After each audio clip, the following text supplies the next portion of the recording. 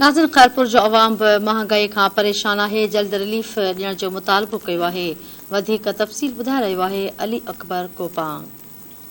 जी बिल्कुल, महंगाई जो जेको जिन आहे उहो बेकाबू थी वियो आहे। जॾहिं त अटे, गेह, खंड ऐं ॿियनि आम वापियुनि जे शयुनि जा जेके रेट आहिनि उहे आसमान सां ॻाल्हियूं करण लॻा आहिनि। अचो त इन हवाले सां असां खैरपुर शहरियुनि सां ॻाल्हि ॿोल कंदासीं त उन्हनि जो छा चवणो। गवर्नमेंट में जॾहिं न हूंदा आहिनि त घणियूं ॻाल्हियूं कंदा आहिनि, जॾहिं गवर्नमेंट में अची वेंदा आहिनि त उहे ॻाल्हियूं विसारे छॾींदा आहिनि। उन्हनि खे इहो अहसासु ई न हूंदो आहे त असां कहिड़ा वादा कयासीं ऐं वादा करे बि तव्हां ॾिसो त उहो पोइ हिकु यू टर्न वठंदा आहिनि। पोयों बि वज़ीर आज़म उहो यू टर्न वठंदो। हाणे हीउ जेको आयो आहे असां इहो सम्झोसीं त बाबा हीउ जेको आहे तिजारती माण्हू आहे ऐं इहो कंदो हुयो, कारोबार कंदो, त मथां थी सघे थो असांखे रिलीफ मिले। बिजली जे मथां चए थो पैसे बढ़ाएंगे, वरी थो चए त पेट्रोल पर पैसे बढ़ाएंगे। अभी तव्हांखे ॿुधायां जो एक्सपेक्टेड आहे त 100-270 ताईं वेंदो। ऐं कुकिंग ऑइल जी का ख़बर न आहे। मूंखे ॿुधाए थो माण्हू छा मिटी खाईंदो छा? असां वटि हुकुमराननि जूं पॉलिसियूं ॿिटियूं पॉलिसियूं आहिनि। पॉलिसियूं फ़ाइदा सरमाएदारनि खे था ॾियनि या ताजरनि खे था ॾियनि या ॾियनि था जिन जूं फैक्ट्रियूं इंडस्ट्रियूं जिन अॻ में अरबे ख़रब आहिनि था उन्हनि खे रिलीफ ॾियो था।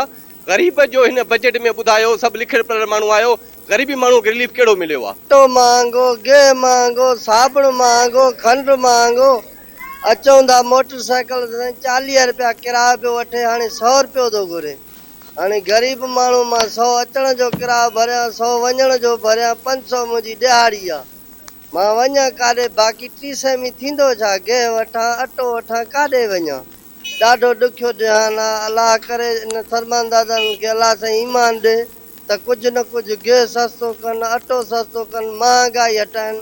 ग़रीब जो जीअण ॾाढो ॾुखियो थी ॾाढो सफ़ा तकलीफ़ सां थो गुज़ारो थिए। हिन वक़्तु असांजा नंढा नंढा बच्चा आहिनि उहे बुख था पिया मरनि। असां 500-600 रुपया तारीख़ कमाइण वारा 600 रुपया किलो गिहु थो मिले पियो, 80 रुपए किलो अटो थो मिले पियो। बीमारी वञ डॉक्टर ॾे त डॉक्टर 500 रुपया पहिरियों त लिखाड़ी थिए थो त 500 रुपया फीस ॾे। हुन वक़्तु उहो दवा लिखी थो ॾे, वरी स्टोर ते वञ 2000 जी उहा दवा थी मिले। हाणे दवा वठूं, अटो वठूं, गिहु वठूं, जाम ॿारनि खे लटो कपिड़ो वठी ॾियूं, जाम ॿारनि खे छह छिगिल खारायूं, छा खाराए छा कयूं, की वञूं काॾे असां? कैमरामैन आफ्ताब सां गॾु अली अकबर, धरती टीवी न्यूज़।